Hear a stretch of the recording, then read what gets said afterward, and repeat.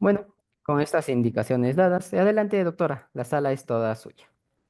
Muy gentil y muchas gracias a la invitación de CEFOCAP para poder compartir con ustedes. Muy bien, vamos a hablar entonces de las medidas de protección, actores, aplicación, seguimiento y partiendo primero de justamente lo que es la finalidad de intervención según la ley 30364. Ya lo habíamos conversado en la clase anterior, pero que es importante retomarla para continuar en lo que nos atañe el día de hoy fundamentalmente, los procedimientos, en lo que implica la aplicación y seguimiento de las medidas de protección y propiamente el rol que cumplen los actores en todo ello. Habíamos dicho en clases pasadas, no en la última clase, de que la finalidad de la ley es el cese de la violencia. Habíamos sido muy enfáticos en esto, en el sentido de que toda la intervención planteada en la ley 30364, Decreto Supremo 004-2020 que refiere justamente al texto único ordenado de esta ley, nos alude a ello, ¿no? Todo es una estrategia para lograr el cese de la violencia contra la mujer u otros integrantes del grupo familiar. De allí que esa es la primera finalidad. Y la segunda, habíamos dicho, es propiamente ya ver la sanción, pero desde el ámbito penal, en la medida que entendemos que propiamente todo lo que es violencia contra la mujer e integrantes del grupo familiar es hoy en día un delito. Pero ¿cómo lograr de manera objetiva valorar la probabilidad de que estos actos de violencia sean reiterativos? ¿Cómo demostrar la especial situación de vulnerabilidad de la víctima midiendo el nivel de probabilidad de que ésta se vuelva a constituir en víctima? Pues la forma que lo hacemos es a través de una ficha de valoración de riesgo. Y la ficha de valoración de riesgo, como está definida justamente en este texto único ordenado, se indica que es un instrumento que finalmente pueden aplicar la policía, el Ministerio Público o el Poder Judicial, en la medida en que también la denuncia de los hechos de violencia pueden interponerse ante cualquiera de estos actores del sistema. Y tiene esta ficha finalmente por finalidad, tal como lo expresa textualmente la ley, detectar y medir los riesgos a lo que está expuesta una víctima respecto a la persona denunciada. Debemos entender que los riesgos, no, cuando volvimos a riesgo, ¿riesgo de qué? Lo dijimos hace un momento, riesgo de volver a constituirse en víctima. Ese es el riesgo. Su aplicación y valoración está orientada ¿a qué? A direccionar lo que va a ser la estrategia de la medida de protección. Y como lo indica muy bien la ley, la finalidad de esta es prevenir nuevos actos de violencia, entre ellos el feminicidio, que finalmente es la máxima expresión de violencia basada en género contemplada en nuestro sistema normativo. Entonces, tenemos un efecto inmediato y un efecto mediato.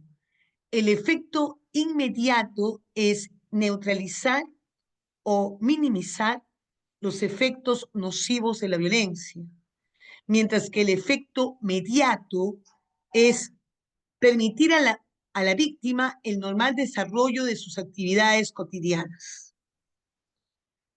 Vemos nosotros entonces que es el objeto, o sea, estamos hablando de un objeto finalmente de las medidas de protección en términos, como estamos viendo, de poner el cese de la violencia planteado como un efecto inmediato y como un efecto mediato. Pero, ¿qué cosa es las consideraciones que tienen que darse para propiamente medir eh, la situación y determinar la medida de protección aplicable? En primer lugar, la existencia del riesgo. O sea, frente a qué tipo de riesgo nos encontramos? Frente a un riesgo grave, moderado o leve, como lo hemos venido diciendo. Este riesgo justifica una medida de protección. A su vez también es urgente, es urgente el dictado de la medida de protección, lo cual nos refiere a una actuación con debida diligencia o con una diligencia excepcional.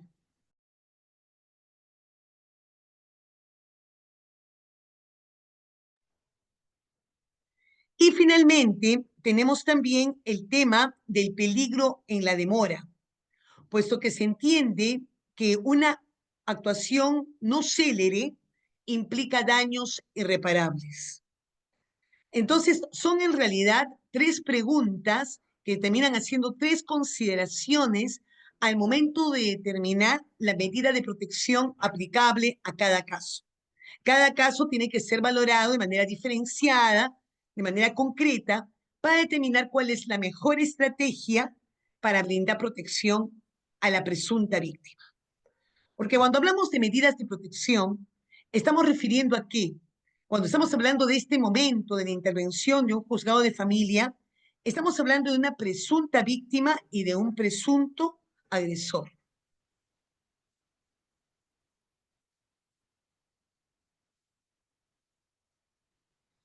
Pero ¿cuáles son las medidas de protección establecidas en nuestro sistema normativo? Tenemos un listado de medidas de protección de carácter no taxativo, o sea, que dará el criterio de la autoridad judicial poder establecer otras medidas de protección. De allí que nosotros las tenemos aquí enumeradas, ¿no? Tal como aparecen en la ley. La primera es el retiro del agresor del domicilio en el que se encuentra la víctima, así como la prohibición de regresar al mismo. Obviamente el juez, al momento de dictar la medida de protección, mediante lo que habíamos conversado en la clase pasada, un principio precautorio, o sea, en otras palabras, para el juez hay suficientes indicios y como un medio, ¿no? Medio, en lo que requiere los medios probatorios sucedáneos en términos de propiamente basarse en lo que es la máxima de la experiencia para poder determinar en este caso concreto qué medida de protección podría ser aplicada. Estamos hablando nosotros de la probabilidad que se da en el juez de determinar medidas de protección que finalmente de alguna manera limitan el ejercicio de derechos en el presunto agresor. Porque claro, si estamos retirando al agresor del domicilio, podría ser un domicilio inclusive de su propiedad que viene poseyendo y retirar al presunto agresor de su domicilio, que como repito, puede constituirse también en simultáneo en su propiedad, es la afectación de su derecho a poseer la propiedad. Pero, dado que estamos frente finalmente a una ponderación de derechos, tratando de determinar finalmente por la gravedad del caso, qué es lo más pertinente hacer para garantizar vida, para garantizar integridad en la presunta víctima, pues corresponderá el retiro de este presunto agresor. Además, la normativa establece una serie de medidas de protección que en realidad están más dirigidas al presunto agresor. Por ejemplo, el impedimento de acercamiento o proximidad a la víctima en cualquier forma o espacio en que la víctima realice sus actividades cotidianas y a una distancia idónea. Podría ser justamente claro una situación en la cual conocemos propiamente del tránsito o dinámica de la presunta víctima. Sabemos que ella trabaja en determinado lugar, que ésta de repente frecuenta determinado club, en fin, justamente, y que lo hace de manera cotidiana, continua. Esta situación es bueno que la conozca la autoridad judicial para que justamente establezca la necesidad de que el presunto agresor no se aproxime a la víctima, no se aproxime a estos espacios en donde cotidianamente interactúa la víctima. A su vez, también la prohibición de comunicación con la víctima mediante cualquier medio de comunicación, lo cual podría implicar justamente la prohibición de que mande mensajes por Messenger o por WhatsApp o por Facebook, en fin, todos los medios de comunicación que conocemos hoy en día, todos los mecanismos de comunicación, finalmente tenidos en cuenta para evitar a toda costa que finalmente el presunto agresor se comunique con esta presunta víctima. Además, la prohibición del derecho de tenencia y de portar armas para el agresor y un tema de inventario de bienes cuando propiamente estamos hablando de situaciones en las cuales se ha constituido, sea una unión de hecho, ¿no? O ha tenido lugar propiamente un matrimonio. A su vez, también la normativa establece otras cuestiones para atender a las necesidades de la presunta víctima, como una asignación económica de emergencia. No es propiamente una pensión de alimentos, sino es una asignación económica que podría bastar solamente con una justamente con una entrega económica de un monto de dinero y bastaría solamente con uno solo, porque no estamos haciendo alusión a un tema de una asignación económica continua, puntual, ¿no? Establecida como una pensión de alimentos. También la prohibición de disponer, enajenar u otorgar en prenda o hipoteca los bienes muebles o inmuebles comunes. Esto refiere pues al régimen patrimonial fundamentalmente. Estamos aquí resguardando lo que vendría a ser una suerte de sociedad de gananciales. La prohibición a la persona denunciada de retirar del cuidado del grupo familiar a niños, niñas, adolescentes u otras personas en situación de vulnerabilidad. Ese es un tema interesante porque en realidad sabemos por ley que finalmente la víctima directa tiene a su cargo las víctimas indirectas, lo cual denota que, pues, las medidas de protección aplicables a la víctima directa son también beneficiosas para las víctimas indirectas. Y esta es una forma entonces de resguardar a cualquier víctima indirecta que está bajo el cuidado de la víctima directa. Otra medida de protección de suma importancia es el tratamiento reeducativo y terapéutico para la persona agresora, en el entendido que hay que, pues, brindarle todos los mecanismos posibles para que ésta deje de constituirse en una persona agresora. Tratamiento psicológico fundamental para la recuperación de la víctima. La víctima puede haber aprendido su condición de víctima. La víctima puede haber asimilado una suerte de indefensión aprendida, creyendo que finalmente no hay nada que hacer, siempre será víctima. Por lo tanto, es fundamental poder brindar una suerte de empoderamiento a la víctima para que ésta también contribuya en la aplicación de las medidas de protección. Es parte de la estrategia de las medidas de protección contribuir a que la víctima deje su condición de víctima. También entre las medidas de protección está el albergue de la víctima y cualquier otra medida de protección requerida. Miren qué interesante cómo propiamente está establecido en el reglamento de la 30364 que no cabe la aplicación del mandato de cese, abstención y o prohibición de ejercer violencia como medida de protección. ¿Esto por qué? Porque sí hemos visto casos en los cuales la autoridad judicial determina como medida de protección el cese, la abstención y la prohibición al sujeto de ejercer violencia. Esto no es medida de protección, este es el objetivo de las medidas de protección. Entonces, bien dado en la ley, el hecho que se establezca que en realidad no tiene sentido, no tiene ningún sentido que este mandato se constituya en sí en una estrategia de intervención mediante una medida de protección, puesto que en realidad es tan ambiguo y tan impreciso que no hay lugar de darle verdaderamente contenido y seguimiento. ¿Cuáles son los criterios para dictar medidas de protección? Y estamos entrando también ahora a aludir a las medidas cautelares. El artículo 33 del texto único ordenado refiere pues que un listado de consideraciones que deberá establecer el juez al momento de determinar cuál es la medida de protección más idónea. De allí, pues, está establecido, justamente en base a lo que venimos conversando, que es un tema importante, los resultados de la ficha de valoración de riesgo y los informes sociales que pudieran conseguirse a la brevedad posible.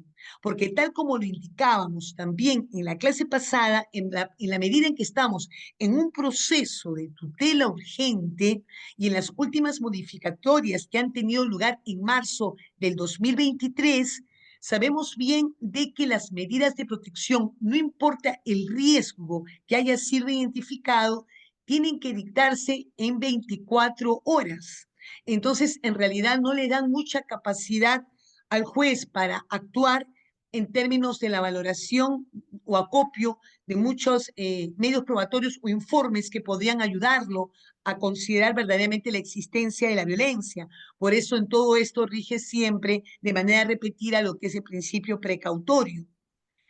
Entonces, los resultados de la ficha de valoración de riesgo y de los informes sociales. Hay que ver también los antecedentes policiales o sentencias de este presunto agresor, porque esto va a denotar un actuar continuo del mismo. O sea, no es un hecho esporádico, esto ya denota cierto perfil que nos muestra peligrosidad del sujeto en términos de continuamente ejercer violencia en contra de sus víctimas. La relación de la víctima con la persona denunciada. Esto también porque definitivamente puede dar una mayor ventaja, ¿no?, al agresor en términos de confianza con su víctima o en una relación, pues, de lo que hemos visto de poder o responsabilidad cuando estamos hablando de otros integrantes de la dinámica familiar, pero con respecto al tema de violencia contra la mujer, esta relación de la víctima con la persona denunciada nos va a ayudar a un análisis contextual, como decíamos en la clase pasada, verificando si han existido una relación asimétrica en que denota, pues, efectivamente un estereotipo de género. El tema de diferencia de edades y la relación de dependencia, que puede ser una relación de dependencia económica o emocional de la víctima con respecto al presunto sujeto agresor.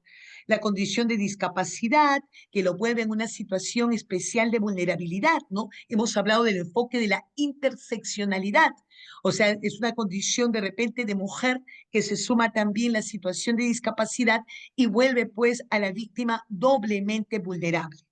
La situación económica y social, la gravedad del hecho y la posibilidad de una nueva agresión, que bueno, todo esto se denota también del instrumento de valoración de riesgo, y otros aspectos que muestren vulnerabilidad de la víctima y la peligrosidad de la persona denunciada.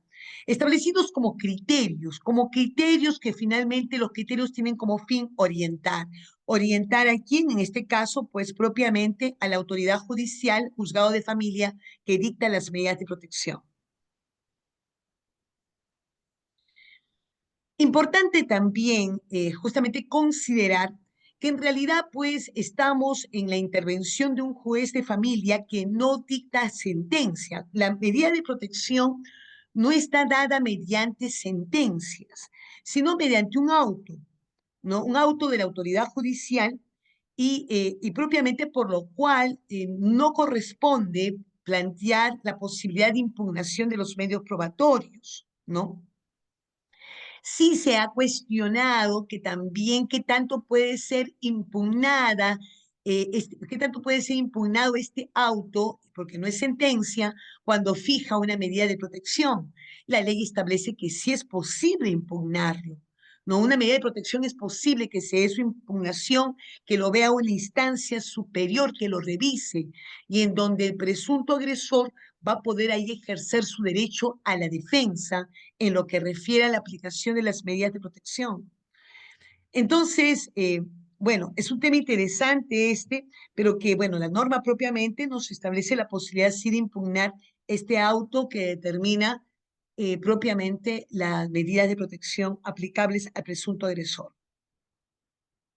Bueno, ya yo quiero siempre enfatizar en este principio precautorio. Para mí este principio precautorio es la base, el sustento de que pueda aplicarse medidas de protección, aunque éstas denoten una afectación de derechos en el presunto agresor y también pues afecte su derecho a la defensa.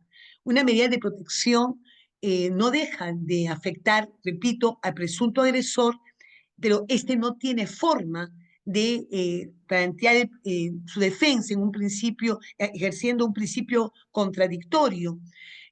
Pues por lo tanto, como lo hemos conversado también, en realidad lo que se da aquí es una suerte de ponderación.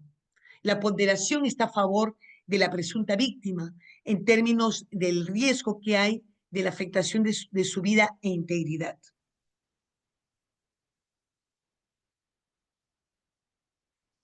Y bueno, como lo había indicado también, pero bueno, recordarlo, justamente lo que está en el artículo 33 de texto único ordenado, las medidas de protección son igualmente aplicables a las personas dependientes o en situación de vulnerabilidad a cargo de la víctima, ¿no? Que finalmente son las víctimas indirectas, aquellas eh, que han presenciado de alguna manera todos los hechos de violencia ejercidos, ¿no? Y por lo tanto, a fin de evitar también que que no haya una excusa del presunto agresor de acercarse a la víctima directa, porque claro, si tenemos medidas de protección aplicables también para las víctimas indirectas, estamos ahí restringiendo el campo de acción del presunto agresor, quien no podrá ampararse en su pretensión de acercarse a los hijos para poder acercarse también a la madre, ¿no?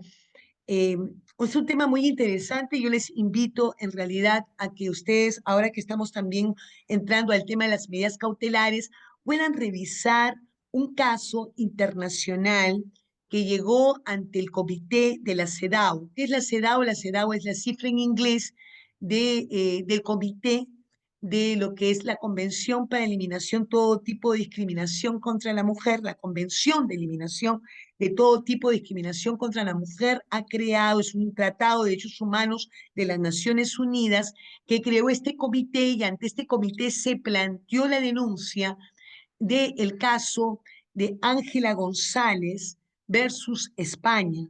¿No? Posiblemente algunos de ustedes ya lo han tenido oportunidad de revisar. Si no lo han revisado, revísenla. Es una sentencia corta, pero muy explícita en relación a todo lo que fue el inaccionar o el no accionar de España para brindar protección a Ángela González y a su hija. Solamente les hago un breve resumen para que ustedes verdaderamente vean el interés de este tema. Acá lo que sucedió fue que se trataba de un matrimonio en el cual el, el entonces marido de Ángela González ejercía mucha violencia sobre ella. Esta pues termina divorciándose del sujeto, pero tenían una hija en común, Andrea. Y esta hija en común la disputa ahora era ver cómo se iba a ejercer el régimen de visitas de la misma, habiendo habido sucesos de violencia en agravio de la madre.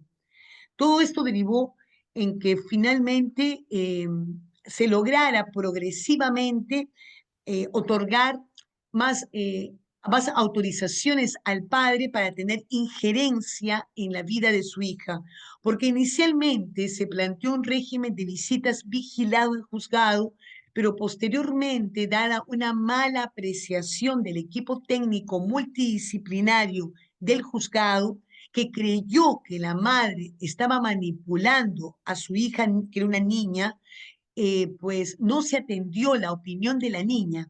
Andrea todo el tiempo repetía que no quería ver a su papá, que su papá le daba miedo, que en realidad este continuamente le preguntaba por su madre, hurgando o queriendo obtener información de la vida sentimental de su madre y ella se sentía sumamente incómoda por esta situación y también él le hablaba le hablaba de su madre con lisuras, ¿no? Con palabras soeces, denigraba a la madre y la niña frente a la niña, le hablaba de esa manera de su madre. Entonces, la niña nunca fue escuchada, el equipo técnico se orientó en sentido equivocado, creyendo que había manipulación o alienación parental, y finalmente se determinó que la niña ya no fuera visitada justamente en un régimen de visitas vigilado, sino que ahora el padre tuviera la autorización para retirar a la niña en un régimen de visitas con externamiento. Y esto originó que también en una disputa que hubo de Ángela González con el padre de su hija con respecto a bienes de la sociedad conyugal, pues él la amenazara finalmente con vengarse de ella con lo que más le iba a doler. Y lo que hizo fue dar muerte a la niña. Le dio muerte a la niña y luego se suicidó. Esto vemos nosotros que denota justamente la necesidad de considerar que cuando hay medidas de protección, las medidas de protección tienen que impactar en simultáneo con medidas cautelares. O sea, en otras palabras, no podemos dejar de aplicar medidas cautelares cuando se justifica la aplicación de medidas de protección. Para mí, son finalmente ambas parte de la estrategia para el cese de la violencia y, por lo tanto, para la protección de las víctimas directas e indirectas. Tal como está planteado aquí en el artículo 33 del texto único ordenado, de oficio o a solicitud de la víctima, el juzgado de familia en la audiencia oral se pronuncia sobre las medidas cautelares, o sea, propiamente en el momento de la audiencia. Ahora, recordemos que hoy en día está establecido que solamente cuando se valora riesgo grave, el juez puede prescindir de audiencia. Se le deja la facultad al juez, pero en realidad en lo que es la valoración de un riesgo leve o moderado, el juez tiene que programar audiencia y en esta audiencia tendrá que pronunciarse sobre medidas cautelares y las medidas cautelares están claramente establecidas en la norma. ¿De qué estamos hablando en estos procesos? De alimentos, de régimen de visitas, de tenencia, de suspensión de patria potestad, de acogimiento familiar, de disposición de bienes y otros aspectos conexos que sean necesarios para garantizar el bienestar de las víctimas, las personas dependientes o en situación de vulnerabilidad a cargo de la víctima.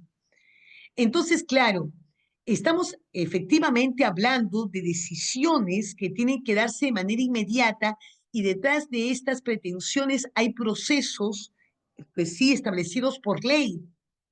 Por eso es que se indica, ¿no?, que una vez que el juzgado informa a la víctima sobre justamente las medidas cautelares también que han sido fijadas, podrá orientarlo, se fije o no se fije las medidas cautelares, mediante se fije o se establezca o no establezca las mismas, podrá orientarlos a iniciar un proceso.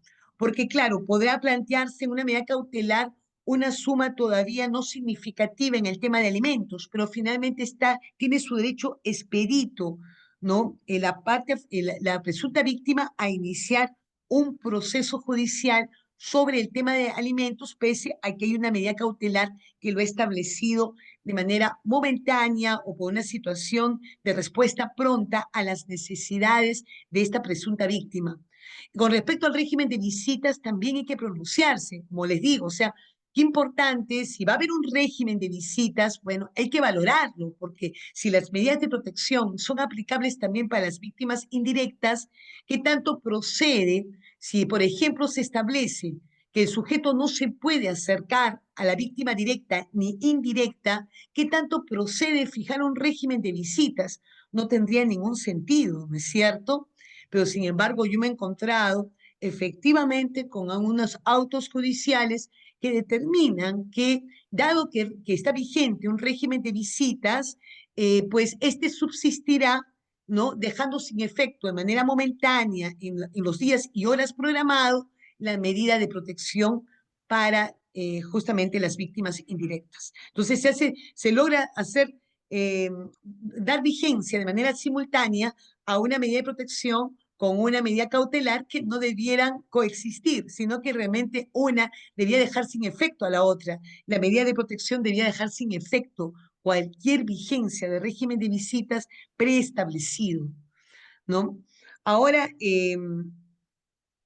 tenemos también, pues, que en lo que es, entonces, las medidas cautelares, como hemos venido repitiendo, eh, es importante considerarlas cómo se articulan estas medidas cautelares con las medidas de protección, en base a todo lo que hemos conversado.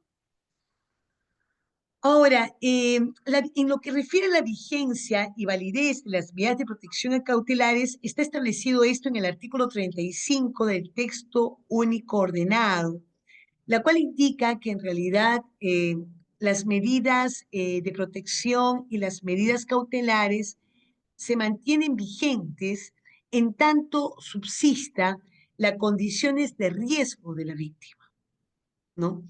Entonces, ¿cómo poner en conocimiento de la autoridad judicial? Esto lo puede solicitar una víctima, sí lo puede solicitar, ¿no? Pero para eso el juez tiene que programar una audiencia y valorar si efectivamente procede o no dejar sin efecto las medidas de protección.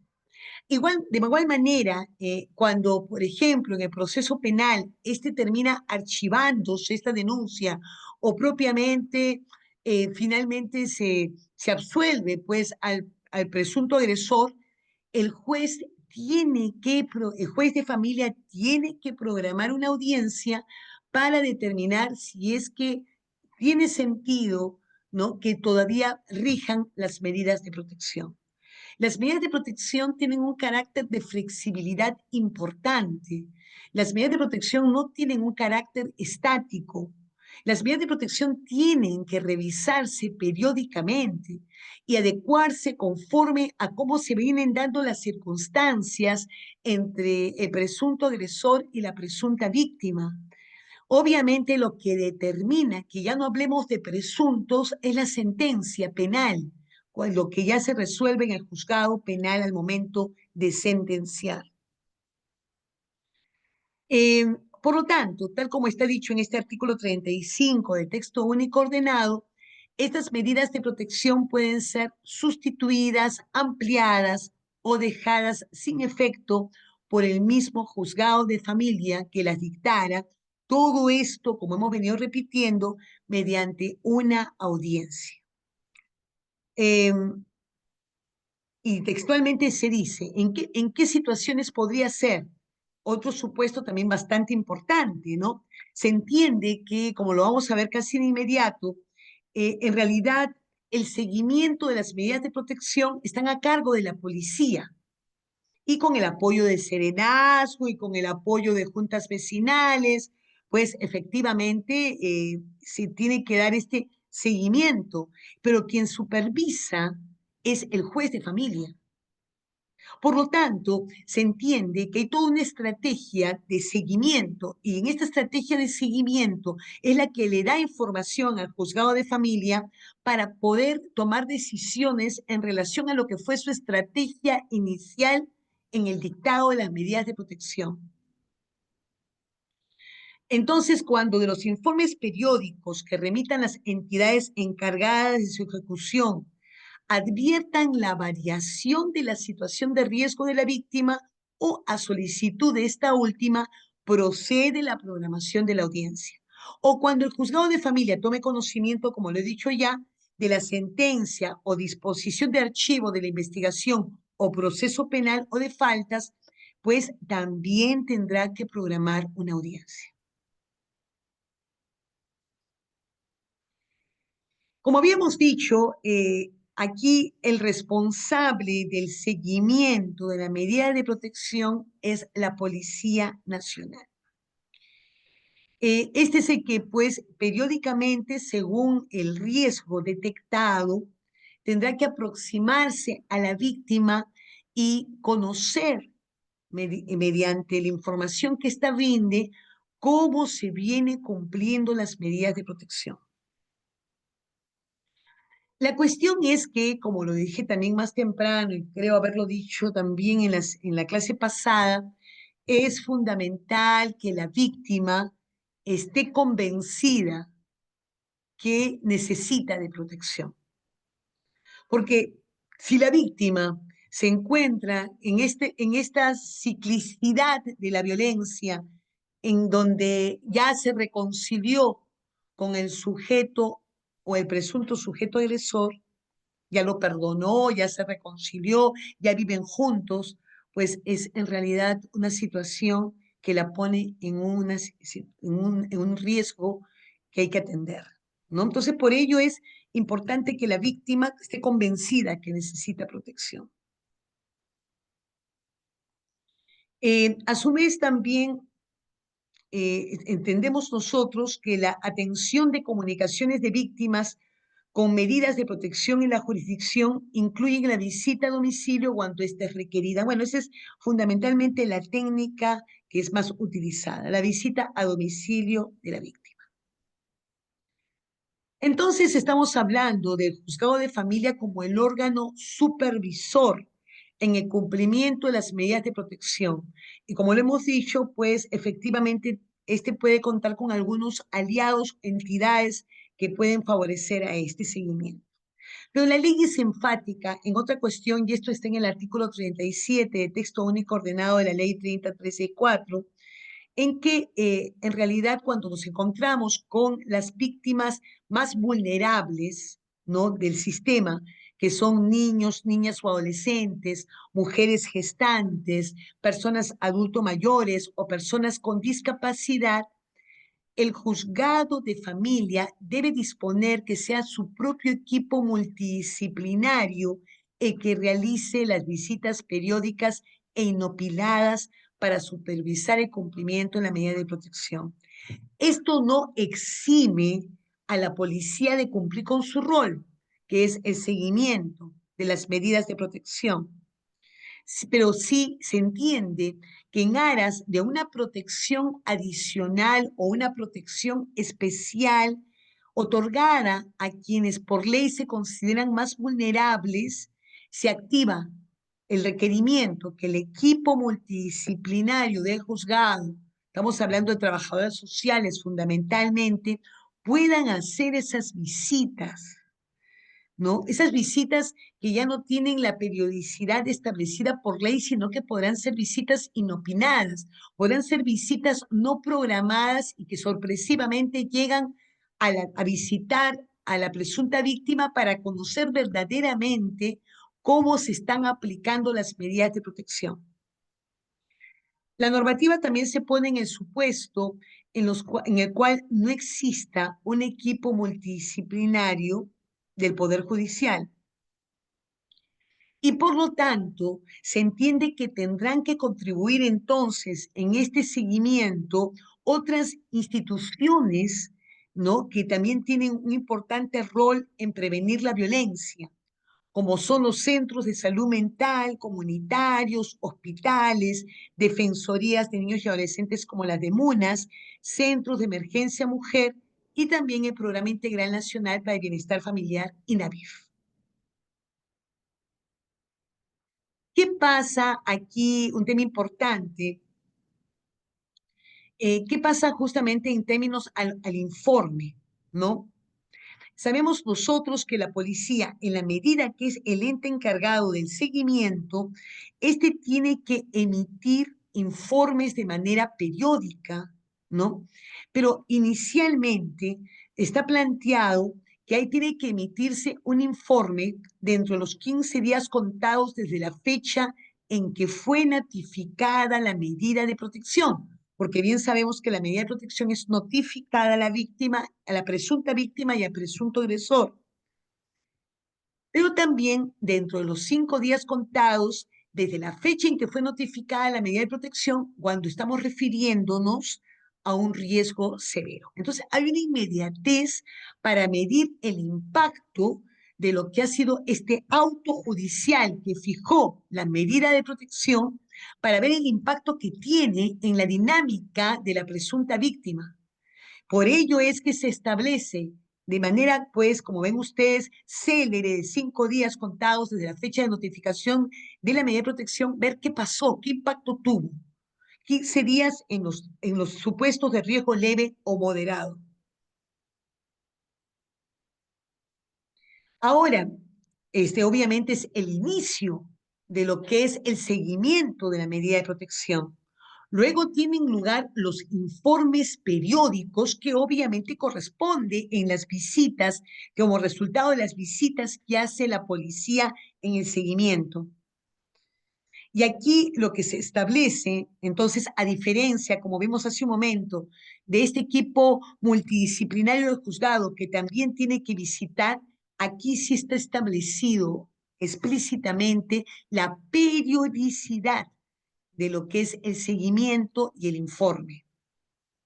Cuando estamos hablando de un riesgo leve o moderado, corresponderá pues que el seguimiento sea cada 6 meses. Pero cuando hablamos de un riesgo severo, tendrá que ser cada 3 meses. Esto lo establece el artículo 38 del texto único ordenado.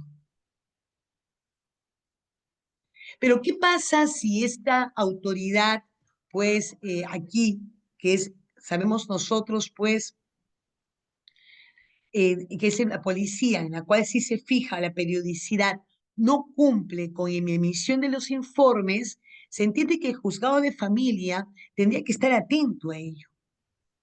El juzgado de familia debiera, y esto pues denota en realidad un trabajo de mucha diligencia, ¿no? Poder tener con claridad los casos, ¿no? El seguimiento de los casos, y este seguimiento de los casos solamente se da a través de los informes y bueno, el aporte del equipo multidisciplinario en los casos que hemos visto de mayor vulnerabilidad. Pero aquí el juzgado tendría que tener la claridad de cuándo corresponde en cada caso un informe, porque cuando detectara que no se viene cumpliendo con lo indicado por ley, pues ahí tendrá que poner en conocimiento de la entidad respectiva para que se vean las responsabilidades de quienes omitieron su deber establecido por ley. Las entidades públicas y privadas que tomen conocimiento del incumplimiento de las medidas de protección deben comunicar esta situación al juzgado de familia dentro de 24 horas bajo responsabilidad. O sea, eso es importante tenerlo muy en claro porque el juez tiene que conocer, o sea, el incumplimiento de una medida de protección, ¿qué cosa es? Es el riesgo para la víctima de volver a sufrir violencia. La medida de protección es el mecanismo para justamente lograr que cese la violencia. Y si ésta se incumple, entonces en realidad el riesgo está latente, ¿no? Y hasta puede incrementarse el riesgo por el hecho de que se denunció los actos de violencia. Entonces el presunto agresor se siente denunciado y puede utilizar cualquier mecanismo de represalia y que no estén vigentes las medidas de protección, que no se estén aplicando, pues ustedes entenderán cómo verdaderamente esta víctima está en riesgo. Pero también la ley se pone en el supuesto de considerar la responsabilidad del sujeto, ¿no? Que es justamente el obligado a dar cumplimiento a esta medida de protección. Y lo dice en estos términos: el que desobedece, incumple o resiste una medida de protección dictada en un proceso originado por hechos que configuran actos de violencia contra las mujeres o contra integrantes del grupo familiar, comete el delito de resistencia o desobediencia a la autoridad previsto en el Código Penal. O sea, en otras palabras, ya no solamente no va a tener propiamente en su momento, ¿no? Porque en esos momentos podría estar en medio de un proceso penal, no solamente estará en curso justamente toda una investigación de un proceso penal por violencia, sino también podrá abrírsele un proceso penal por el delito de resistencia o desobediencia a la autoridad. Y bueno, su situación se va complicando, definitivamente. También se establece en el artículo 40 del texto único ordenado otros mecanismos de protección a la víctima, pero durante la investigación. Y se plantea que en el trámite de los procesos por violencia contra las mujeres y los integrantes del grupo familiar, está prohibido, qué importante que se diga textualmente esto, la confrontación. O sea, está prohibida la confrontación del presunto agresor con la presunta víctima. Así también que esto es parte de las diligencias que se pueden realizar, obviamente, en el ámbito penal. Y más aún, cualquier tema de conciliación. La conciliación está proscrita de mucho tiempo atrás con respecto al tema de violencia por el tema de desigualdad de las partes. Es decir, no hay una igualdad entre las partes para poder llegar a una conciliación, sino que la violencia en sí los coloca en una situación asimétrica. También se plantea la prohibición de propiamente de practicarse la reconstrucción de los hechos frente a la víctima, ¿no? La ley determina, salvo que la víctima sea mayor de 14 años y lo solicite, pero tema muy complicado, ¿no? La revictimación es clara, es evidente, ¿no? Justamente está presente en una diligencia de reconstrucción de los hechos con todo lo que esto implica, ¿no?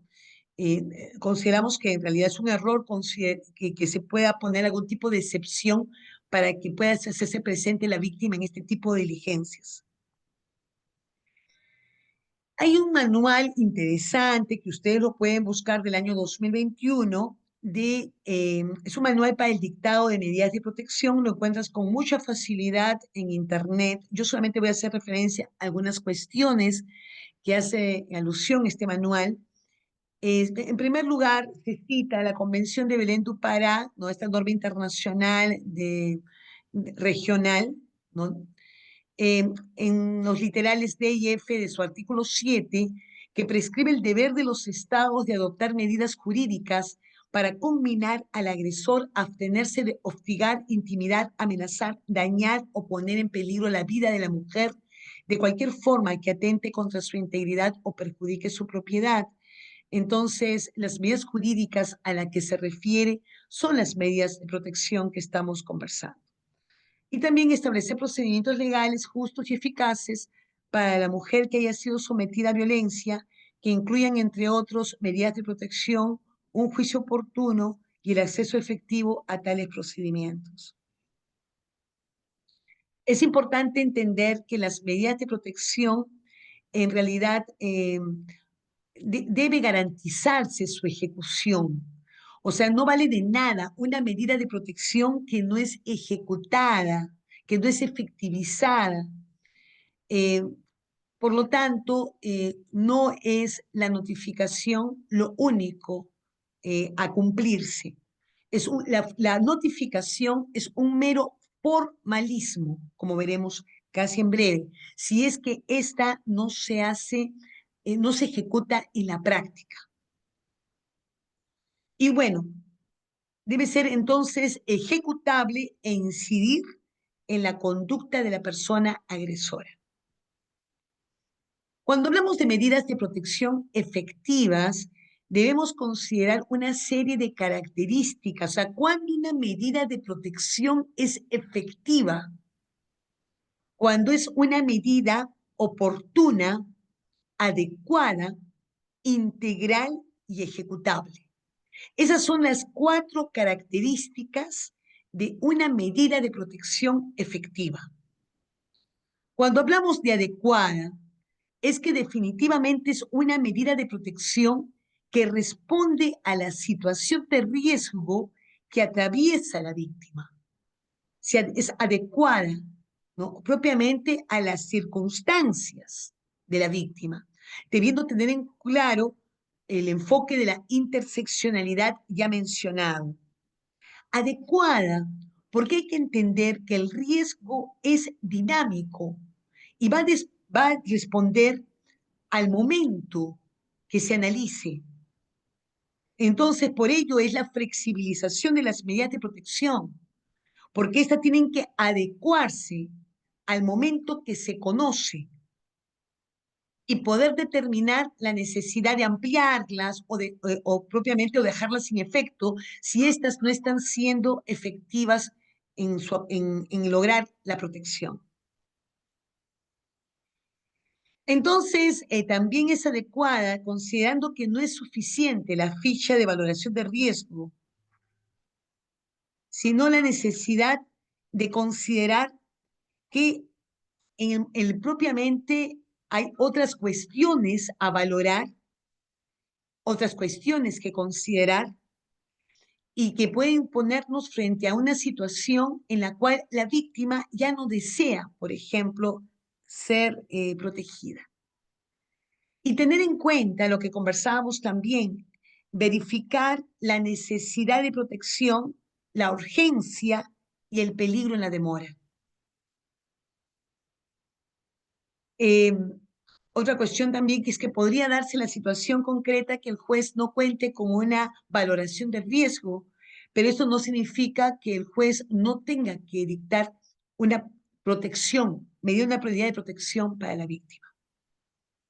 Oportuna, pues efectivamente tiene carácter de inmediatez, de celeridad, 24 horas, dice la ley, para dictarse la medida de protección en el sentido de que justamente la violencia va en escalonada y el gran riesgo que sufre la víctima luego de que haber esta, pues, procedido a la denuncia. Eh, y bueno, también justamente es importante considerar la oportunidad de la medida de protección, considerando las circunstancias, pues, personales de la víctima, ¿no? Frente a qué tipo de víctima estamos, qué características tiene la misma, qué tipo de relación tiene con el sujeto presunto agresor. Integral, porque se trata de en realidad lograr que se ejecute la medida de protección. Y para ello hay que tomar acciones en todos los planos, en el plano personal, familiar y comunitario. Por eso la integralidad. Tenemos que tener en cuenta, pues, los distintos ámbitos que pueden contribuir a que la medida de protección se haga efectiva. Por eso es una medida de protección con carácter integral y ejecutable, ¿no? En realidad, como les decía, no quedarnos en un mero formalismo de notificar la medida de protección, sino que verdaderamente tenemos que lograr, como le he venido diciendo, que la víctima o la presunta víctima perciba que necesita protección, que esté convencida que necesita de protección. Y tener en cuenta también aspectos conexos con las víctimas indirectas, como las víctimas indirectas o la relación de presunto agresor con víctimas indirectas podría dificultar las medidas de protección. De ahí es importante que las medidas de protección como parte de la estrategia y dicho por ley sean aplicables también a las víctimas indirectas. Un tema interesante en realidad es este sistema de consultas que ha sido instalado, ¿no? De medidas de protección, cuyas iniciales es el SIGMEP. El SIGMEP, que es un sistema de consulta, pues vía online que se puede lograr, permite consultar el número, estado y seguimiento del expediente judicial, o sea, permite conocer cómo se viene dando seguimiento a esta medida de protección. Y esto termina siendo fundamental porque es la forma que se tiene también el propio actor de judicial de poder tener un orden en lo que es el seguimiento que se le está dando a la medida de protección impuesta. Muy bien, entonces hemos hablado de las medidas de protección fundamentalmente en base al texto único ordenado, ¿no es cierto? Este texto único ordenado establece medidas de protección en base a la ley 30.364 para la mujer y las medidas de protección han sido pues determinadas pues fundamentalmente para los varones, o sea, para establecer límites al accionar de los varones. Eh, o establecer límites para el accionar de presuntos agresores con respecto a los otros integrantes del grupo familiar.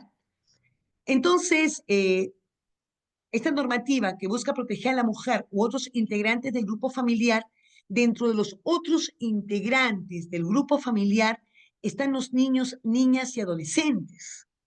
Y ya conversábamos de algo propiamente de este tema en lo que fue la sesión pasada, pero cuando hablamos de medidas de protección no podemos quedarnos solamente en las establecidas en la ley 30364, así sea una lista no taxativa, sino que tenemos que también ver que de manera complementaria en relación a niños, niñas y adolescentes, hay otra normativa que fija otras medidas de protección. Y ahí nos estamos refiriendo al decreto legislativo 1297 con su respectivo reglamento de lo que es, pues, en niños sin cuidados parentales o en riesgo de perderlos. Y es que los niños son calificados sin cuidados parentales o en riesgo de perderlos cuando han sido víctimas de violencia física, psicológica o sexual en su propio entorno familiar. Cuando hablamos entonces de este supuesto, es importante considerar que es de aplicabilidad entonces conjunta. Como ven ustedes ahí, el Decreto Supremo 004-2020 MIP, que es pues el texto único ordenado de la 30364 y que refiere a medidas de protección y medidas cautelares dictadas por el juzgado especializado, la intervención en lo que es la interoperabilidad gestionada por la policía. La policía denuncia, pues, o pone en conocimiento del juzgado especializado, pone en conocimiento de la Fiscalía Penal, porque esto es un delito, porque el 33, la 3364 es justamente la alusión a un delito, pero cuando hablamos de niños y adolescentes, tenemos que, como hemos dicho, hacer alusión al decreto legislativo 1297 y ahí se activa otro actor, que es la unidad de protección especial. Entonces, en simultáneo y de manera complementaria, se aplican las medidas de protección de la 30364, pero también se van a aplicar las medidas de protección, sea que el niño se encuentre en situación de riesgo o sea que el niño se encuentre en desprotección familiar. Adicionalmente, que no aparece en este gráfico, es importante considerar que cuando niños o adolescentes han sido víctimas de violencia, es necesario que conozca la Fiscalía de Familia. Entonces, ya habíamos hablado de algo, justamente de este tema en la clase pasada. Yo me había detenido en lo que era castigo corporal y o trato humillante, en donde se aplica la ley 30.403 más el tema de situación de riesgo de la 1297. Pero ahora vamos a hablar exclusivamente de lo que es violencia según la 30364 y en donde hay situación de riesgo. O sea, violencia en agravio de niños y adolescentes, según la 30364, en el supuesto de riesgo y en el supuesto de desprotección familiar. ¿Cuáles son los supuestos para aplicar el decreto legislativo 1297? Vemos nosotros que son supuestos en donde todos están relacionados en su mayoría con la afectación a la integridad porque han sido casos de violencia o con la afectación de desarrollo integral en el niño. Entonces estamos hablando de violencia sexual que sucede en el ámbito familiar, de explotación sexual, de violencia física, de violencia psicológica, del involucramiento de niños en trabajo, de vida en calle, de mendicidad, de negligencia o descuido, de trata de niños o abandono, ¿no? Entonces, todos los supuestos contenidos en la resolución ministerial 189-2021 MIM, en los cuales correspondería valorar si hay situación de riesgo o situación de desprotección familiar. Miren qué importante, hemos hablado de un instrumento de valoración de riesgo de la 30364 que nos permite medir si la presunta víctima está en un riesgo leve, moderado, grave, ¿no es cierto? Esta normativa tiene su propia tabla de valoración de riesgo, pero la finalidad es otra. Mientras que en la 30364 dijimos, la valoración de riesgo busca establecer finalmente el riesgo de la presunta víctima de volver a sufrir un acto de violencia. Acá lo que se busca determinar es medir si el niño o adolescente está en riesgo o en desprotección familiar. Entonces vamos a hablar de este tema un poco más detenidamente. Es un tema bastante interesante porque podríamos encontrarnos aplicando la 30364 y limitarnos a las medidas de protección de la 30364 cuando aludimos a niños hay otras medidas de protección a considerar. Por ejemplo, ¿cuándo es riesgo? Y esto lo dice esta resolución ministerial, ¿no? La 189 que acabo de mencionar. ¿Cuándo hay riesgo en violencia física? Estamos hablando de una afectación a la integridad del niño en la cual no hay consecuencias graves en su salud física. Definitivamente el niño ha sufrido violencia física en cualquier parte de su cuerpo que le causa dolor, pero no hay consecuencias graves. Entonces, un tema importante, no solamente para medir riesgo o para medir desprotección familiar, no solamente se valora la intensidad de la afectación al niño, sino que se valora también lo que es la conducta familiar frente al conocimiento del hecho de violencia. Y esto lo tenemos aquí, ¿no ven ustedes? Se busca medir las características de la actitud o comportamiento de la familia de origen, sea también tutor o tutora. ¿Y esto cómo se manifiesta? Por ejemplo, ¿no? Lo dice textualmente ahí en la resolución ministerial para que no nos quede duda. Cuando ejerce violencia física como medio de corrección o castigo, estamos hablando aquí de los responsables del niño, o sea, los padres, tutores, ¿no? Del niño, ejerzan violencia física, sin embargo, muestran interés por dejar de ejercer castigo físico. Esto, recordarán ustedes, lo conversamos cuando analizamos también la 30403, que prohíbe castigo corporal o trato humillante en agravio del niño.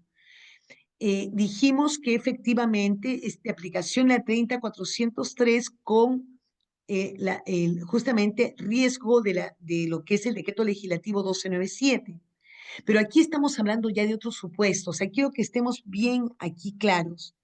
Podría suceder que efectivamente estamos en una situación en donde ha habido violencia física en agravio del niño, pero justamente eh, el entorno familiar del niño es un entorno protector, ¿no? O sea, en el entorno familiar se ha ejercido violencia en agravio del niño, pero en el propio entorno familiar no es tolerable la violencia que tuvo lugar. Acá, por ejemplo, se muestra permisiva frente al castigo de parte de otros miembros del entorno familiar. Sin embargo, muestra interés por recibir la orientación de servicios con el fin de revertir la situación. Entonces, claro, podríamos encontrarnos en un supuesto que efectivamente el padre ha sido denunciado por ejercer violencia física en agravio del niño, pero el entorno del niño es un entorno que inicialmente fue permisivo, pero que ahora, frente a la autoridad judicial, demuestra que tiene interés en que esto no se repita. Y la forma como tiene interés es, por ejemplo, que la denuncia vino del propio entorno familiar. Por lo tanto, como es riesgo, habrá que tomar medidas de protección social. El niño no necesita retirarse.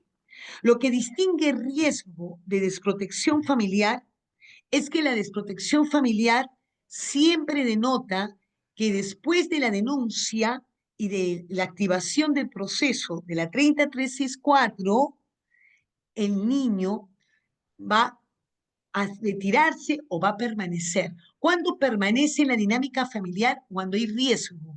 ¿Cuándo hay que retirarlo? Cuando hay desprotección familiar. O sea, siempre la desprotección familiar, repito, conlleva el retiro del niño de su dinámica familiar. Pero no estamos tomando ya medidas de protección con respecto al presunto agresor, que están en la 30364, sí, pero no bastan estas medidas de protección, no. Eso va a depender del caso. Bien, porque el niño, si bien es cierto, se ha tomado decisiones con respecto al presunto agresor, el niño sigue en una dinámica familiar que tenemos que lograr que sea la más protectora posible. Entonces, en este supuesto, en donde fue en el propio entorno familiar de donde salió la denuncia y donde este entorno familiar favorece entonces a, a que se tomen medidas con el sujeto agresor, no es necesario retirar al niño. Porque retirar al niño también hay que ver lo que es una medida de última ratio, es una medida excepcional, porque el niño puede ser revictimizado. El niño contó la situación de violencia y luego el niño es retirado de su dinámica familiar. La percepción que puede quedar en el niño es que, pues, ¿qué hice de malo, no? Porque me están castigando. Yo conté que me habían violentado y me están castigando, porque me están llevando a un albergue, a una institución. Pero es importante que el niño entienda, ahí es explicarle al niño por qué se está tomando esa medida, ¿no?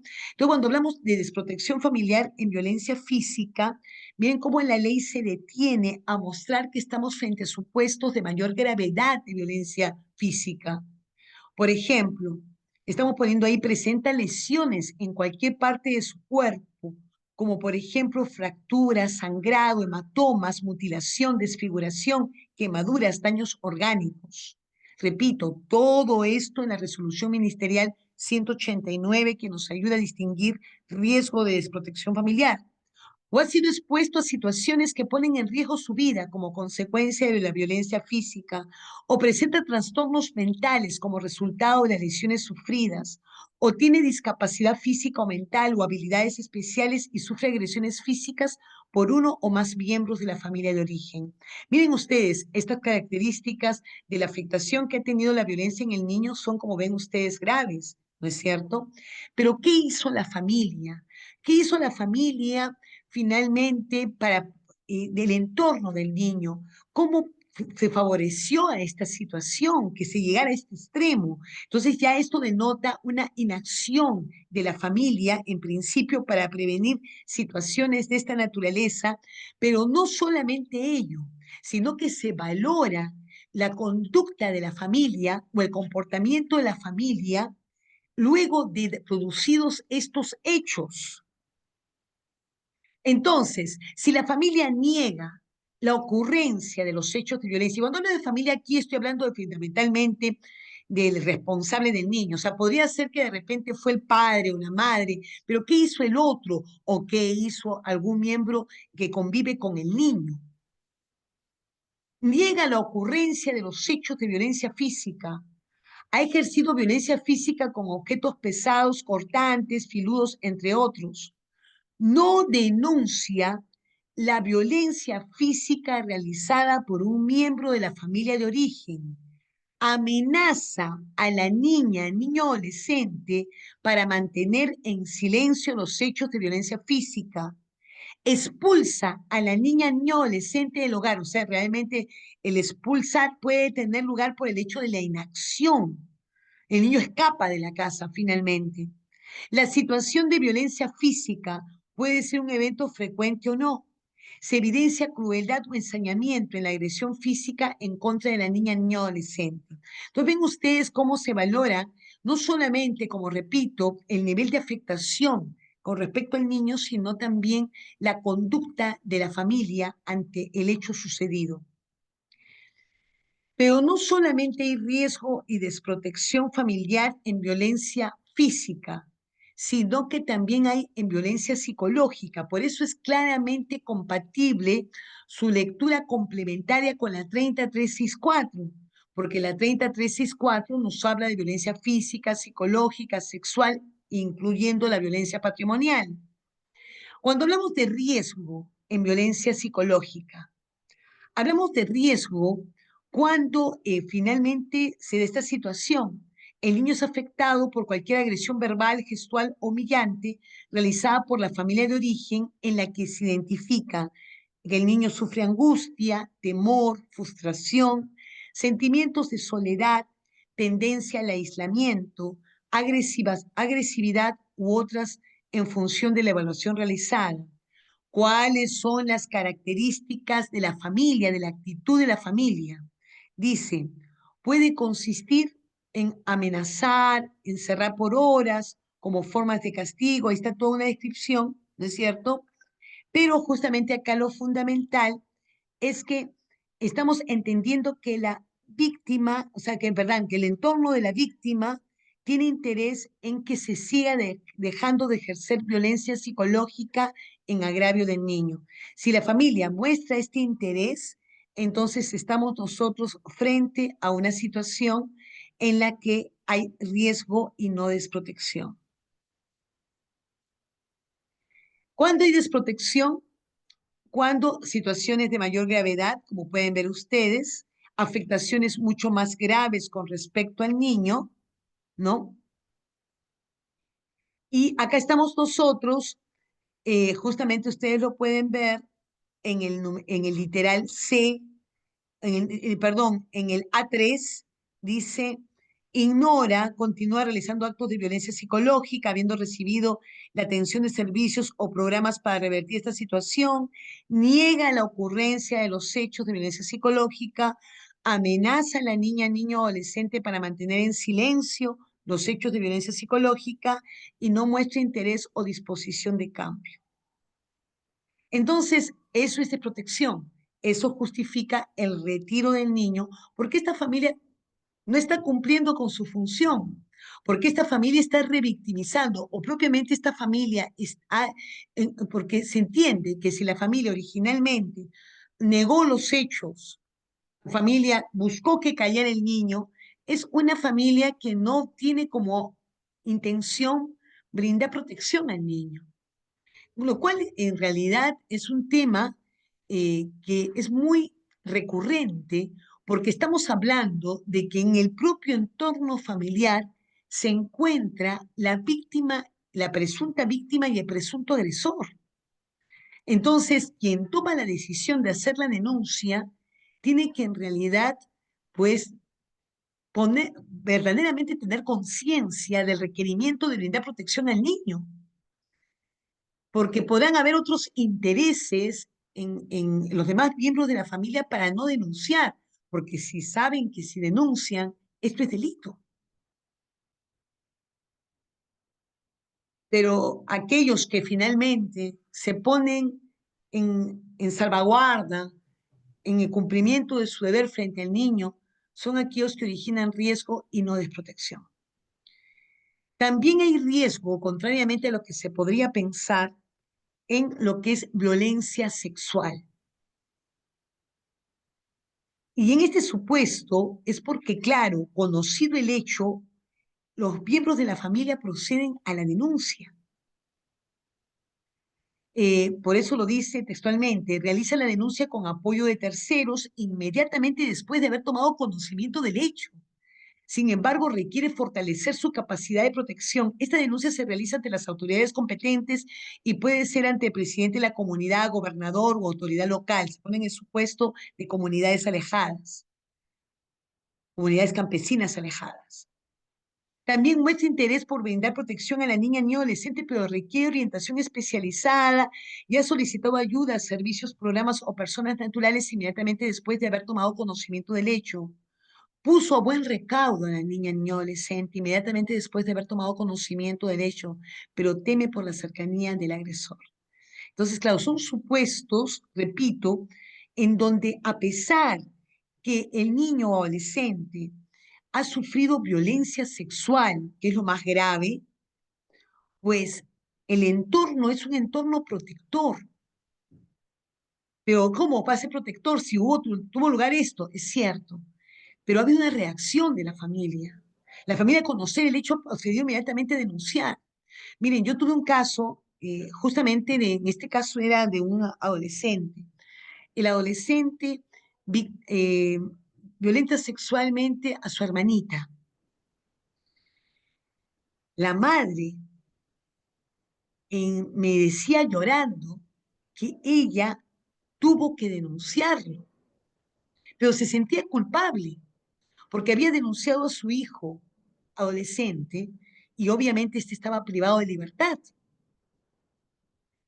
Yo, bueno, en realidad lo que le dije a la señora fue, señora, usted hizo lo que tenía que hacer, porque su hijo había continuado en riesgo de volver a sufrir violencia sexual y porque había que darle tratamiento a su hijo. Entonces, esa niña estaba en riesgo y no en desprotección familiar. Acá, por ejemplo, de protección familiar, cuando no realiza la denuncia, a pesar de tener conocimiento, cuando no muestra interés por la protección de la niña, cuando obliga a la niña a mantener los hechos en silencio, cuando pone en duda el hecho de violencia sexual, esto es muy frecuente, cuando muchas veces es la madre se pone del lado del agresor, eso es terrible, ¿no? Cuando ella le dice, no, está mintiendo, está celosa, ¿no? Es algo, de verdad, no siempre la madre está del lado de la víctima. Permite los hechos de violencia, culpa a la niña, ¿ven? Por eso es frecuente, por eso se pone acá, culpa a la niña, ¿no? Por las consecuencias de dar a conocer la violencia sexual, es cómplice del agresor, negocia el silencio de la violencia sexual a cambio de una retribución económica o entrega de bienes, concilia matrimonio, bueno, sabemos que ya no está permitido el matrimonio en menores de edad, eso está, ya no existe matrimonio de menores de edad, expulsa a la niña, niña adolescente del hogar y el agresor vive con la niña adolescente. Son supuestos de desprotección familiar. Entonces, claro, cuando nosotros hablamos de riesgo, estamos hablando de que la niña no, o el niño no es retirado de la familia, entonces estamos hablando de un Estado que busca fortalecer a la familia para que la familia se haga cargo del niño. O sea, bien lo grafica esta figura. El Estado actúa sobre la familia para que la familia actúe sobre el niño. Y acá tenemos pues justamente todo lo que es el procedimiento. Interviene, en este caso, la DEMUNA, cuando es riesgo, es la DEMUNA, la entidad administrativa que se encarga de propiamente hacer toda la evaluación del caso y, y también el establecimiento de un plan de trabajo individual y el seguimiento del mismo, ¿no? Para ver cuál es el impacto de las medidas de protección. Son medidas de protección sociales. ¿Por qué sociales? Porque son dictadas por una instancia administrativa como es la de MUNA. Y acá están enumeradas. Entonces, ¿qué significa esto? Que además de las medidas de protección de la 30364, hay otro tipo de medidas de protección que podría hacerse cargo la de MUNA con conocimiento del juzgado de familia para fortalecer la dinámica familiar de la víctima. Sí. Y estas medidas de protección, como ven ustedes, son medidas de protección en situación de riesgo.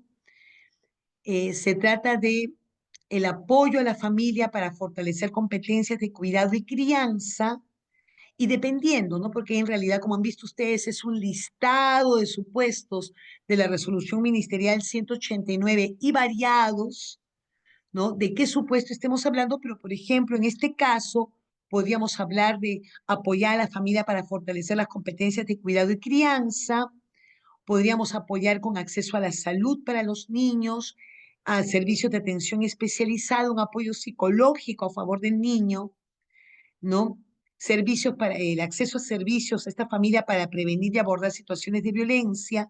Entonces, ven ustedes, en realidad hay una diversidad de programas que tiene el municipio obligación de implementar para fortalecer la dinámica familiar independientemente de las medidas que se tomen con el presunto agresor.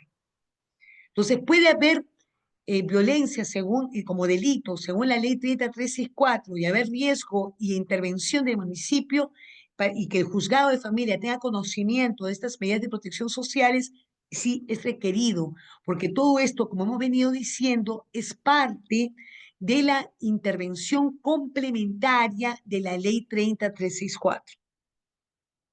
Pero podríamos hablar de desprotección familiar, ya hemos dicho ya, de dos tipos. Hay una desprotección familiar provisional y hay una desprotección familiar permanente. En lo que es desprotección familiar provisional, tal como lo indica la ley, provisionalmente se retira al niño de su dinámica familiar. ¿Por qué? Porque se entiende que el Estado puede intervenir, podría intervenir en la dinámica familiar para ver si es posible en algo revertir esa dinámica disfuncional. Entonces, el retiro del niño siempre será provisional, porque como que hay la esperanza de revertir, como digo, los factores de riesgo que tiene la propia dinámica familiar. Y esto tiene que ver con una intervención de la UPE, de la Unidad de Protección Especial, que hace la evaluación del caso y determinará finalmente si el niño se encuentra en desprotección familiar provisional y las medidas de protección que tengan que aplicarse al caso. Pero no solamente interviene una instancia administrativa como la UPE, sino también el juzgado de familia, que en realidad debiera ser el mismo juzgado de familia que conoció del caso en base a la 30364. Y este juzgado de familia tendría que finalmente aprobar que el niño esté en desprotección familiar provisional y las medidas de protección que fueron dictadas por la UPE. Es importante saber que la intervención del juzgado es porque se afecta la patria potestad. Ninguna instancia administrativa, como una demuna, puede afectar el ejercicio de la patria potestad, porque claro, estamos retirando al niño de su familia, estamos retirando al niño del cuidado de sus padres. Entonces, ahí se está dando la suspensión de la patria potestad. ¿De acuerdo? Entonces, claro, finalmente será una resolución judicial la que determine, repito, si se aprueba o no la declaración de desprotección familiar provisional y si se aprueba o no las medidas de protección. Podría ser que el juez no apruebe ni la desprotección familiar provisional ni las medidas de protección y el caso vuelva a situación de riesgo, a valorarse como situación de riesgo. Antes que el juez se pronuncie al respecto, es importante que pues se haya dado oportunidad a la familia a brindar sus alegatos de defensa. Porque claro, si estamos retirando al niño de su familia, estamos de alguna manera pues afectando la dinámica familiar, porque estamos retirando un miembro. Entonces se da la oportunidad de escuchar la defensa de la propia familia. Finalmente tenemos lo que es la desprotección familiar permanente. La desprotección familiar permanente tiene lugar cuando, dado que inicialmente al niño se le declaró en desprotección familiar provisional, esta familia no ha tenido no ha revertido en nada su situación de riesgo. Por lo tanto, es necesario declarar de manera permanente la desprotección familiar. ¿Qué implica esto? Que el Estado se hace cargo del niño, ¿no? Y ya no podemos pensar en la familia de origen. Ya la familia de origen salió de la vida del niño. Hay que más bien buscar para una familia adoptiva. Este es un proceso judicial en donde propiamente el juzgado de familia, ¿no? Debiera ser el ente encargado. Yo esperaría en realidad que todo esto estuviera a cargo del propio juzgado de familia que conoció el caso de violencia, Tendría que determinarse con la intervención del Ministerio Público, finalmente la situación familiar, que sigue siendo una situación familiar que pone en riesgo grave al niño de volver a sufrir violencia, en donde hay la posibilidad de escuchar, hay una audiencia especial para escuchar al niño y al adolescente, porque vamos a ver cuáles son las medidas de protección judiciales. Hemos hablado de las medidas de protección sociales, pero ¿cuáles son las medidas de protección judiciales? Son pues el acogimiento familiar. Entonces, el niño, en realidad, estas son medidas de protección, tanto para lo que es la desprotección familiar provisional como para lo que es la desprotección familiar permanente. Entonces, eh, en lo que es desprotección, podría darse el caso que el niño fue en desprotección familiar provisional, fue otorgado en acogimiento familiar. O sea, hay una familia sustituta que se está haciendo cargo del niño. Por eso que ese programa, como ven ustedes ahí, una audiencia especial para escuchar al niño. Porque podría ser que la familia que acogió al niño, cuando éste estuvo en desprotección familiar provisional, desee adoptarlo. Entonces es importante escuchar al niño, cuál es su percepción de la familia que lo acogió y también escuchar, obviamente, a la familia y su interés de adoptar al niño. No necesariamente tiene que adoptarlo, podría continuar el niño acogimiento familiar hasta su mayoría de edad, pero podría ser que la familia decida adoptarlo y para integrarlo plenamente a la dinámica familiar. Un niño finalmente en este proceso es declarado en adoptabilidad entonces. O sea, el niño puede ser dado en adopción. Este niño que conocimos de su caso, en base a la ley 30364, que se ha adoptado medidas de protección con respecto al presunto agresor de manera inicial, que luego fue sancionado el presunto agresor, pero que su dinámica familiar en sí era disfuncional, porque no denunciaron, porque buscaron que el niño callara, este niño puede terminar siendo adoptado por otra familia. Entonces vemos que en realidad la normativa establece medidas de protección para lo que es de protección familiar. Entonces tenemos medidas de protección, dijimos, en lo que es de protección familiar provisional y de protección familiar permanente, que son las mismas medidas de protección, solo que en desprotección familiar permanente se agrega la adopción, porque solamente la declaración de protección familiar permanente origina la posibilidad de que el niño sea adoptado. El acogimiento familiar es lo que ha venido a sustituir lo que teníamos tenido por tiempo. Por ejemplo, hablábamos de colocación familiar en el Código de Niños y Adolescentes. Esta normativa nos pone frente a otras instituciones. Estamos hablando del Decreto Legislativo 1297, ¿no? Del acogimiento familiar, lo hablamos en familia extensa, en acogimiento familiar con tercero y acogimiento familiar profesionalizado. Son los tres tipos que la normativa establece de acogimiento familiar y tenemos también el acogimiento residencial. ¿Qué cosa es el acogimiento residencial? Es finalmente el albergue, llevar al niño a un centro de acogimiento residencial, que es un albergue, puede ser un albergue público o privado. Pero bueno, en realidad la política del Estado, y ustedes pueden buscar esto con facilidad buscando en la página web del Ministerio de la Mujer y Poblaciones Vulnerables, van a encontrar que efectivamente uno puede inscribirse para postular como familia acogedora, ¿no? Eh, Entonces tenemos aquí, ¿no? Justamente el tema de la postulación para ser familia acogedora. Cuando se postula una familia a acoger a un niño, se le explica de las implicancias, de lo que implica acoger, ¿no?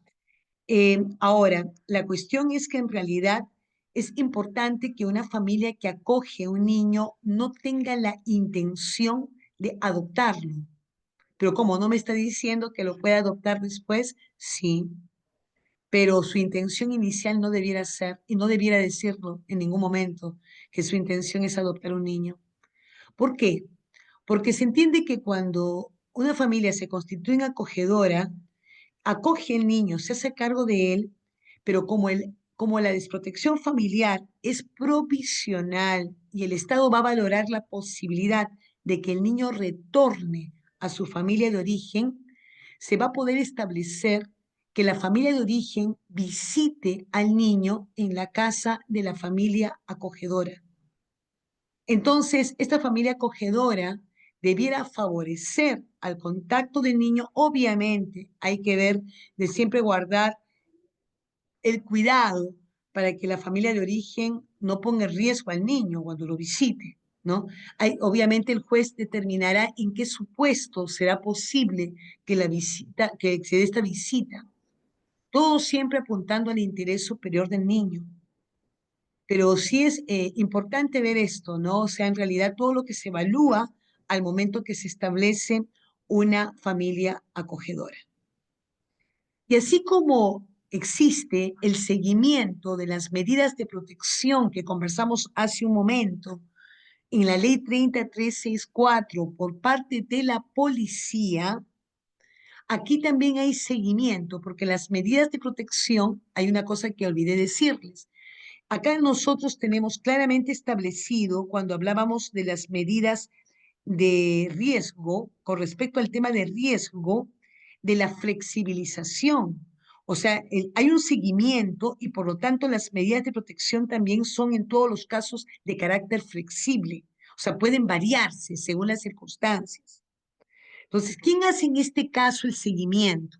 En este caso, el seguimiento, dado que es una medida de protección, se hace el seguimiento a una medida de protección, eh, eh, finalmente en la cual se busca justamente crear un nuevo entorno familiar para el niño, es una instancia administrativa que es la UPE. La UPE que fue la que determinó la medida de protección de manera inicial en desprotección familiar, es aquella que también tiene que hacer seguimiento. Y en realidad, como ven ustedes, también hay una periodicidad del seguimiento de la medida de protección. Al inicio es al segundo mes de aplicada la medida de protección y luego lo tendrá que ser cada 3 meses. La UPE, al momento de visitar la familia que acoge al niño, tendrá que brindar información sobre finalmente cómo se viene resguardando sus derechos y cómo se viene involucrando a distintas instituciones, ¿no? De la red social que se establezca para que el niño tenga accesibilidad al resguardo de sus derechos, pero también tendrá que brindar un informe sobre los encuentros que ha tenido el niño con su familia de origen. Entonces estamos hablando de un acogimiento familiar que puede ser con su familia, o sea, podemos determinar el acogimiento familiar con familia extensa. Podemos determinar el acogimiento familiar con terceros, pero también hay el acogimiento familiar profesionalizado. Este se da prioritariamente cuando los niños padecen de alguna situación adicional que los pone en vulnerabilidad. Por ejemplo, estamos hablando de niños con discapacidad física o psicológica o con problemas de salud. Se puede dar el acogimiento con un profesional o técnico que pueda ayudar a que el niño revierta pues todas las situaciones de afectación que sufrió por el acto de violencia. Este acogimiento familiar es remunerado, ¿ya? El acogimiento familiar profesionalizado. Tenemos también, indicado por ley, como les decía, el acogimiento residencial, y en el acogimiento residencial, les decía, es el que se da en el albergue, ¿no? Y la ley lo define como el espacio físico donde se desarrolla la medida de acogimiento residencial dispuesta en el procedimiento por desprotección familiar en un entorno que se asemeje al familiar y que se implemente el plan de trabajo individual, ¿no? Muy bien.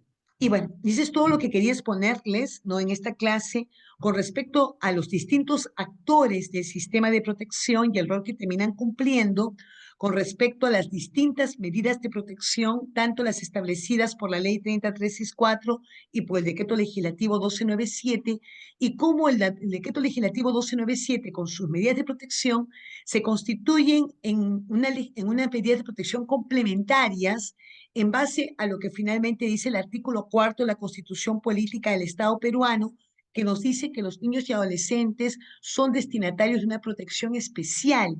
La protección especial de la cual son beneficiarios en casos de violencia física, psicológica o sexual, son manifiestas en este decreto legislativo 1297. Muy bien, a tu entera disposición para las preguntas que pudieran derivarse de la exposición del día de hoy. Interesante, me escribe, eh, trabajo en un hospital como médico psiquiatra y cuando tenemos casos de desprotección familiar, la trabajadora social informa a la UPE. Sin embargo, esta respuesta demora 3 días o más. Mientras tanto, la hospitalización se alarga innecesariamente. ¿Podemos dar de alta en caso la UPE no responda? ¿Existe alguna disposición escrita donde se pida informe psicológico, social y psiquiátrico para que la UPE responda? A ver, voy a intentar comprender un segundito. Un ratito voy a subir.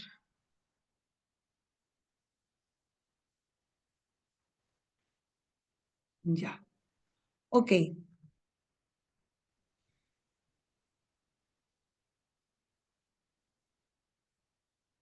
claro. Y entiendo que justamente se conoció del caso cuando el niño llega al hospital. Y es allí donde la trabajadora social del hospital pone en conocimiento de la UPE. Y propiamente la UPE se demora en dar respuesta. Por lo tanto, la hospitalización se alarga innecesariamente. ¿Podemos dar de alta en caso la UPE no responda? Yo considero que no. En realidad, ustedes como entidad de salud no debieran dar de alta porque en un niño en desprotección familiar correría mucho riesgo de volver a su propio entorno familiar. Y si le da de alta, va a volver a su propio entorno sin que haya intervenido la unidad de protección especial. ¿Existe alguna disposición escrita donde se pida informe psicológico, social y psiquiátrico para que la UPE responda? Bueno, en realidad la UPE, en el momento de la investigación que les dije sociofamiliar, efectivamente va a tener que hacer un acopio de toda la información con respecto al niño. Y esta información es la que va a ayudar a determinar si el niño se encuentra o no en desprotección familiar de manera inicial provisional. Esta información sí es requerida para la UPE para tomar una decisión al respecto y para fundamentarla frente a la autoridad judicial.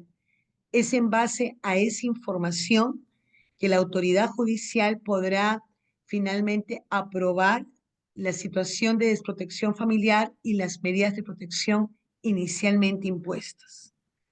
Espero haber contestado su pregunta.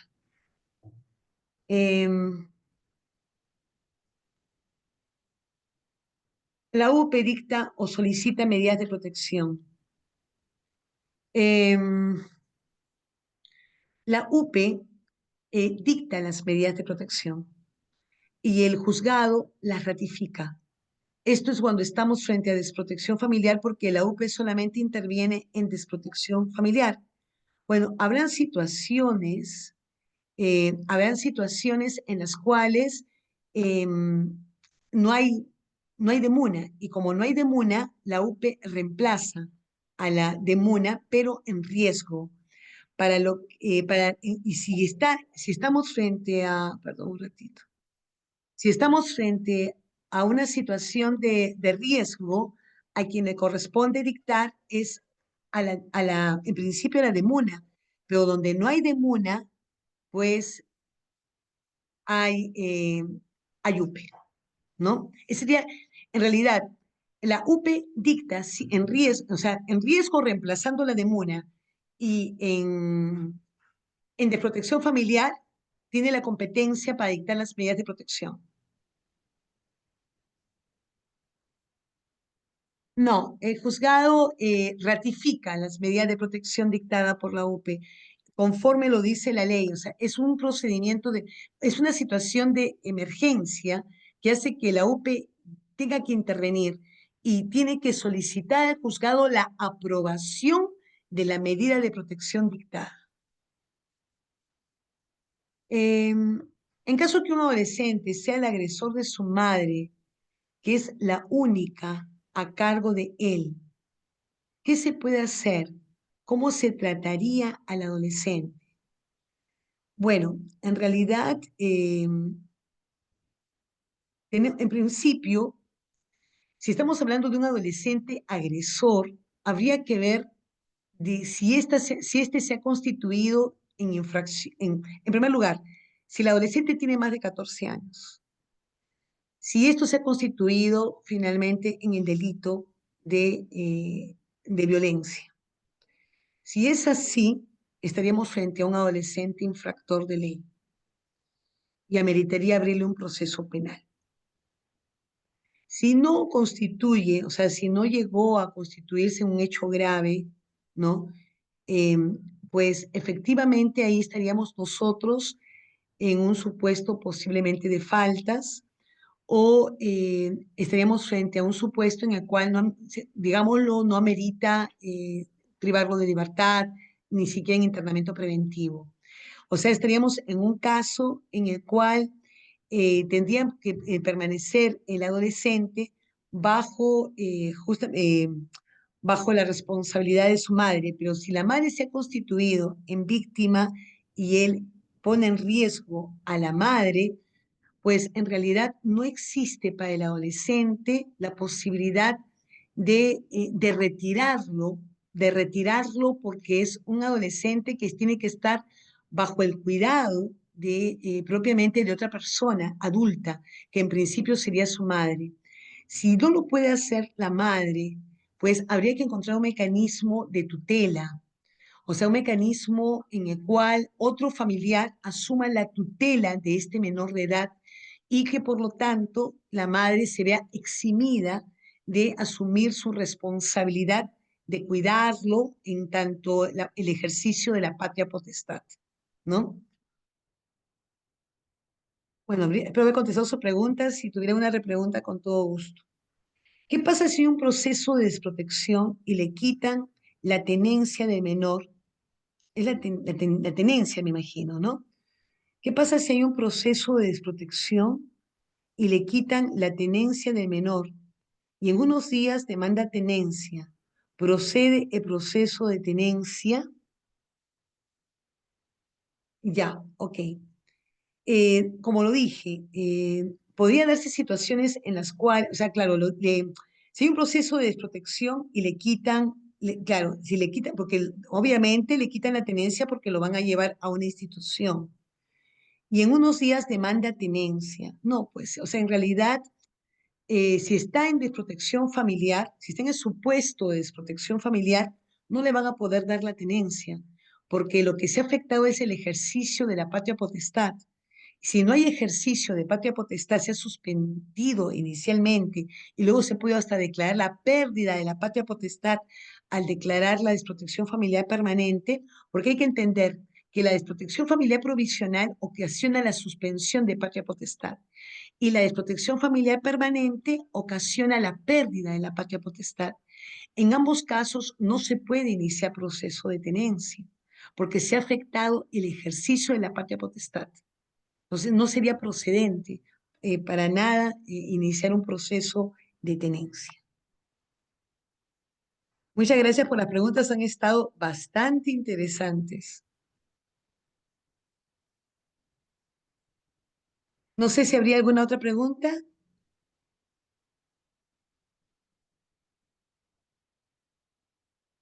Gracias a ustedes, han estado muy interesantes las preguntas y me han hecho pensar un poco más. ¿No hay Creo más que ya no preguntas? tenemos más preguntas, doctora. Ok, yo les agradezco bastante por la oportunidad. De verdad que me he sentido bastante contenta de compartir con ustedes estos conocimientos. Y bueno, será hasta una próxima oportunidad. Cuídense mucho. Gracias a Sofoca por la invitación.